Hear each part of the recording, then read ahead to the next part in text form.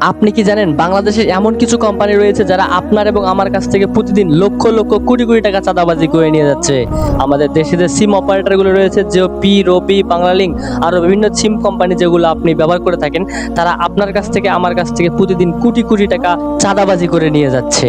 এখন আপনি বলতে পারেন তাদের কাছ থেকে তো আমরা ঠিক মতোই সার্ভিস পাইতেছি, তাদের কাছ থেকে আমরা টাকা দিয়ে এমবি কিনতেছি, মিনিট কিনতেছি এবং ঠিক মতোই সেগুলো ব্যবহার করতেছি, তাহলে তারা কিভাবে আমাদের কাছ থেকে চাঁদাবাজি করে নিয়ে যাচ্ছে? জি, এখানেই আসলে মূল খেলাটা লুকিয়ে আছে। আপনাদের বুঝতে হবে যে তারা আমাদের কাছে চাঁদাবাজি করে নিয়ে যাচ্ছে এবং এগুলোর প্রতিবাদ করতে হবে। আমি আপনাদের সহজ বাংলায় সহজ ভাষায় বোঝানোর চেষ্টা করতেছি। আপনি যদি এটার প্রতিবাদ না করেন তাহলে দিনের পর দিন এটা আরো বাড়তে থাকবে এবং আপনার কাছ থেকে আমার কাছ থেকে লক্ষ লক্ষ কোটি কোটি টাকা চাঁদাবাজি করে নিয়ে যাবে, যেটা আমরা দেখতে পারবো, বুঝতে পারবো, কিন্তু কোনো কথা বলতে পারবো না। ভিডিওটা অবশ্যই শেয়ার করে দিবেন এবং শক্ত হাতে প্রতিবাদ করবেন, যাতে সবাই সজাগ হতে পারে, সবাই সচেতন হতে পারে এবং সবাই প্রতিবাদ করতে পারে। এখন যদি আমি আপনাদের সহজ বাংলা ভাষায় বুঝাই, আচ্ছা আপনি একটা জিনিস খেয়াল করে দেখেন, আমরা যে এমবি, মিনিট এবং যে মিনিট এবং এমবির যে বান্ডেলগুলো ব্যবহার করতেছি, এগুলোর আমাদের কেন মেয়াদ ধরে দেওয়া হবে? এগুলো কি পচে যাওয়ার জিনিস? এগুলো কি নষ্ট হয়ে যাওয়ার জিনিস? তাহলে এগুলো কেন আমাদের মেয়াদ ধরিয়ে দিবে? সিম কোম্পানিগুলো আমাদের কেন মেয়াদ ধরিয়ে দিবে? এগুলো তো কখনো নষ্ট হবে না, এগুলো খাবার দ্রব্য না যে একসময় পচে যাবে, একসময় নষ্ট হবে। তাহলে তারা আমাদের কাছ থেকে টাকা তো ঠিকই নিচ্ছে, কিন্তু এগুলোর মেয়াদ ধরে দিচ্ছে কেন, যখন এগুলো নষ্টই হবে না?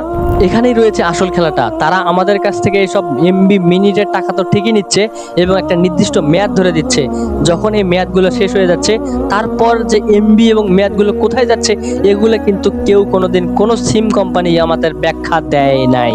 এটা এমনও হইতে পারে তারা আমাদের কাছ থেকে যে এমবি, মিনিটের টাকাগুলো ঠিক মতো নিচ্ছে কিন্তু মেয়াদ ধরে দিচ্ছে, এবং মেয়াদ শেষ হয়ে যাওয়ার পর যে অবশিষ্ট মিনিট কিংবা এমবিগুলো রয়েছে সেগুলো তাদের কাছ থেকে আবার চলে যায় এবং তারা আবার সেগুলো আবার আমাদের কাছে সেল করে, আবার আমাদের কাছে বিক্রি করে এবং সেখান থেকে তারা অর্থ আবার উপার্জন করে।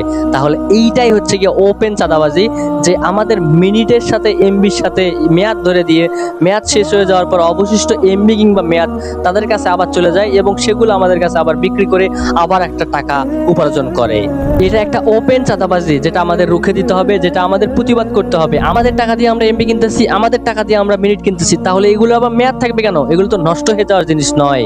আজ পর্যন্ত কোনো সিম কোম্পানি কিন্তু এটা ব্যাখ্যা দেয় নাই যে মিনিট কিংবা এমবির মেয়াদ শেষ হয়ে যাওয়ার পর এগুলো কোথায় যায়। তাহলে এগুলো কোথায় চলে যায়? মিনিট কিংবা এমবি গুলো কোথায় চলে যায়? মেয়াদ শেষ হয়ে যাওয়ার পর এরা কোথায় চলে যায়? এগুলো আমাদের একটা যথাযথ ব্যাখ্যা তাদের কাছে নিতে হবে এবং এইটা একটু শক্ত প্রতিবাদ গড়ে তুলতে হবে। যতক্ষণ পর্যন্ত না আপনারা একটা প্রতিবাদ করবেন, ততক্ষণ পর্যন্ত তারা আমাদের কাছ থেকে চাঁদাবাজিটা করতেই থাকবে, করতেই থাকবে, করতেই থাকবে।